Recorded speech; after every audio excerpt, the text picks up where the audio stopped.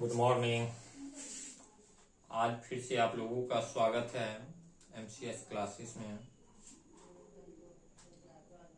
तो आज फिर क्या है, आप लोगों के लिए आगे जो 2023 में 10th का एग्जाम आने वाला है, परीक्षा आने वाला है, उस दृष्टि से आप लोगों के लिए जितने भी सारे इम्पोर्टेंट प्रश्न होंगे आप लोगों के बीच पहुंचते रहेगा, मिलते रहेगा। तो आप लोग कृपया अगर चैनल को सब्सक्राइब नहीं किए हैं तो चैनल को सब्सक्राइब कर लें, लाइक बटन दबाएं। इस बार 400 पार का टारगेट रखना है। फिर से जैसा कि देखा गया था 2022 में भी करवाया गया था तैयारी, तो क्या था 400 प्लस नंबर आ गए। इस बार भी फिर से 400 प्लस का टारगेट रखना है। तो चलिए फिर हम लोग चलते हैं अपने प्रश्न की ओर, जो आप लोगों के लिए 2023 में आने वाला है। तो आज हम लोग चलेंगे किस विषय के लिए? इतिहास के लिए, हिस्ट्री के लिए चलेंगे, क्लास 10 के लिए। तो सबसे पहला प्रश्न है आपका, इटली के एकीकरण में किन नेताओं का योगदान रहा?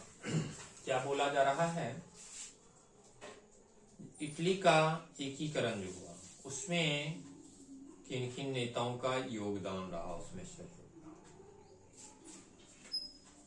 तो 1871 के इटली के एकीकरण में, कब का? 1871 के इटली के एकीकरण में मैजनी, गैरिबाल्डी जैसे राष्ट्रवादी नेताओं एवं विक्टर इमैनुअल जैसे शासक का योगदान रहा। किस किस का?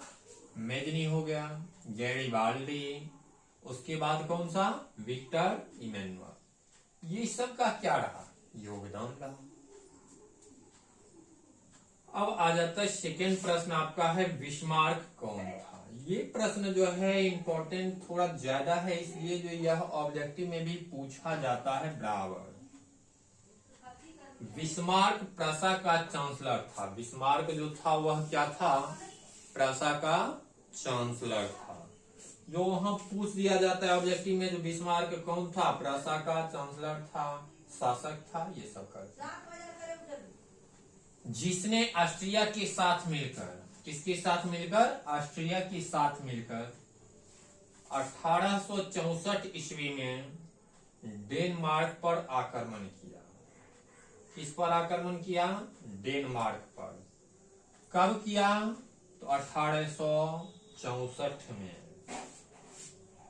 और जिसके नेतृत्व में जर्मनी का एकीकरण हुआ। जिसके नेतृत्व में क्या हुआ? जर्मनी का एकीकरण हो पाया। तो यहां से इस पॉइंट से एक प्रश्न कंफर्म 1 नंबर का मिलेगा ही। नेक्स्ट प्रश्न है आपका 3 नंबर, उदारवाद क्या है?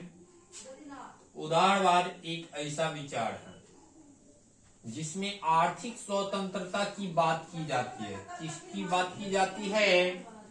आर्थिक स्वतंत्रता की बात की जाती है, तथा समाज और राष्ट्रवाद के विकास के लिए पुरानी परंपराओं को, मतलब पहले की परंपराओं को क्या कर दिया जाता है? दरकिनार कर दिया जाता है। पुरानी परंपराओं को छोड़ दिया जाता है ना। तो वही कहा जा रहा है, पुरानी परंपराओं को दरकिनार किया जाता है। तो उम्मीद है जो आप लोगों को जो है अभी जो बताया गया है उसमें किसी तरह से कोई परेशानी नहीं हुआ हो। अगर किसी तरह का कोई परेशानी है तो आप कमेंट बॉक्स में जाकर कमेंट कर सकते हैं, और हम चाहेंगे जो आपकी समस्याओं का हम हल कर सकें। तो आज के लिए इतना ही, फिर मिलते हैं आप लोगों से मैं नेक्स्ट क्लास में। तब के तक के लिए गुड बाय।